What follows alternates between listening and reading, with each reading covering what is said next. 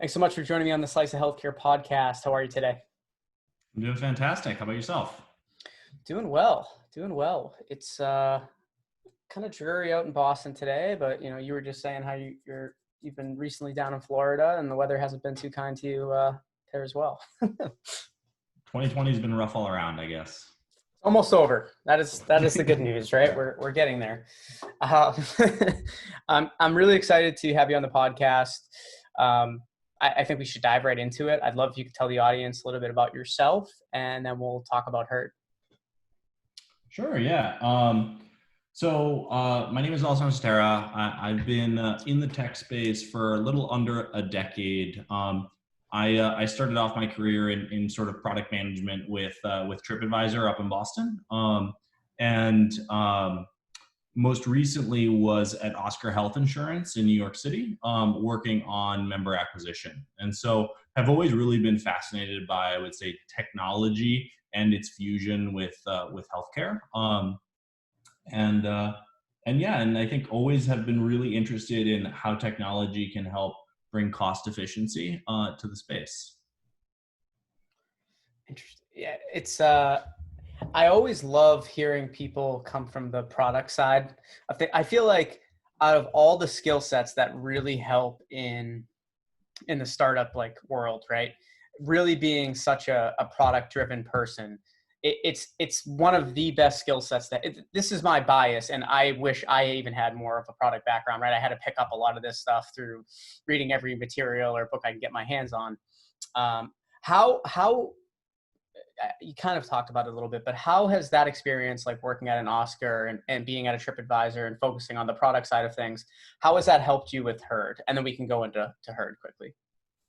I'd say product management is a lot about prioritization and doing like a couple of things, but making sure that they're really important and they make a difference. And so I think that, the challenge of being at a startup is that you can do a billion things. Like there's literally like, you're the marketing, you're the HR, you're the finance. And so I think one of the skill sets that you build as a PM is what's the most important thing that I should be focusing on? And how do I measure the impact of that one thing? And I think sort of being really laser focused and developing that skill set of being able to ignore certain things is one of the things that you find is sort of a necessity when you work at a startup, because there's infinite possibilities of what you could do. That makes sense. Could you talk through a little bit more about why you started Herd, and then we can kind of go into give us the why, how, what in regards to Herd. Yeah. So in terms of why, one of the things that I noticed a lot at Oscar was that, mental health is getting really expensive, and, costs are rising. You can spend, upwards of $250 for a 1 hour session. And a lot of people meet with therapists on a weekly basis. So those things add up. And so, finding a way to make mental health something really affordable was something that I really wanted to tackle. But the thing is, I think a lot of startups are attempting to sort of take the human element out of therapy in order to be really efficient. And so I wanted to find something really in the mental health space that brought, a cost-effective approach without necessarily eliminating the therapist from the equation altogether. Because, I think we all need people to talk to. And so, I would say the catalyst for why we built Herd, which is really a marketplace for group therapy and support groups. So you can visit us, you can find a group on anxiety or on stress, on burnout, and you can join with others who are going with that. They're tackling that same issue, and you can work with the therapist alongside that group. And so, the real catalyst, I think, was really me joining a group session in, I think January, February. I was fascinated by the idea of group because it becomes, cost effective. You spread the cost of a great therapist across, 8, 9 different people. But I was curious on the experience. And so I attended a session, and I was just like blown away by the sort of candidness and authenticity of the group dynamic. I think one-on-one therapy is great. I think you get to sort of like, talk and share your feelings with a therapist, but there's a lot of like you giving information and not really taking anything back. It's a one-way dialogue. And I love how group makes it a discussion, and you're talking to other people and you're learning how, they faced certain challenges, and gauging, is that applicable to my own situation? And so, I remember after the very first session, I texted my co-founder and I was like, this is something that's really powerful. And it's surprising to me that, group work is sort of tossed in, it's almost in the shadows. No one really thinks about it. And so we loved this idea of like, can we create something that's really easy to use, brings group in the forefront, and showcases therapists that run group in a really powerful way. And so that's what we're doing with Herd. Interesting. Out of curiosity, so it makes sense, right? I feel like it might even make it a little more a better situation for someone who's going through something. They feel more comfortable in a group setting maybe than just that one-on-one, because they're surrounded by people that are dealing with something similar to them, right? Whether it's anxiety or burnout, right? In terms of keeping things within the group, how does that work? Like what is kind of the standard that everyone attending the group session and the people facilitating the group session, is it the same level of keeping things amongst one another as it would be if it was a one-on-one session?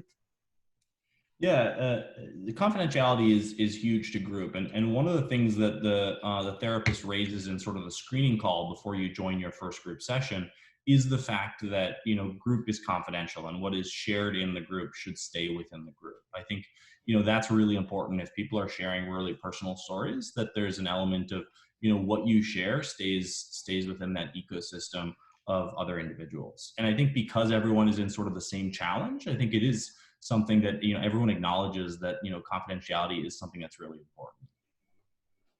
That makes sense.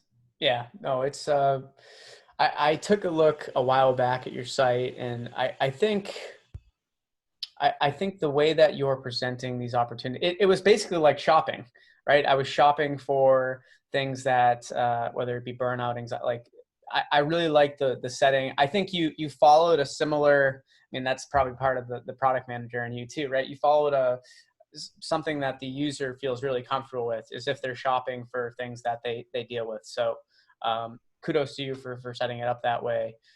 How did things, this is a question I ask everyone that comes on the podcast, how did things get affected positively, negatively, either way, as a result of COVID? Did you see more people coming onto the platform, or more people potentially needing help with like burnout, anxiety? What did that look like? So I think what we wanted to build shifted dramatically with COVID. And it's kind of a funny story. So, initially when my co-founder and I were still sort of tossing around, how we want to build Herd, what we want to create, we always envisioned the groups being group meetings in person. And sort of, you pay a rate to join the group, but you're ultimately going and sort of joining that group in person. And we always had this idea of like, we'd make it virtual and we'd integrate with Zoom and we'd find real, but we were always like, we don't think that therapists are ready to go fully virtual yet. And these are therapists that like, they pay rent, like they have their own office space. It's really important to them. And so we actually always wanted to do the virtual side. We just were like maybe 2 years down the line, 3 years down the line. So for us, COVID was like a golden opportunity of, you have all these therapists that suddenly can no longer actually host groups. And so they need a way to, go virtual. And that was one thing that we really just, leaned into, is we're like, listen, we'll help you sort of, continue running your groups online in a virtual capacity. But it was never something that we had initially envisioned when we were first, starting out Herd, which is, it's kind of funny that a pandemic can sort of completely change, your roadmap and move things up. But yeah. Are there any specific types of like therapists that you work with? So the focus is on certified group practitioners. Within sort of the therapy segment, there are, I mean, most therapists all do some element of training in group. It's part of sort of the process of certification. But there are therapists that invest a lot of time in becoming group certified.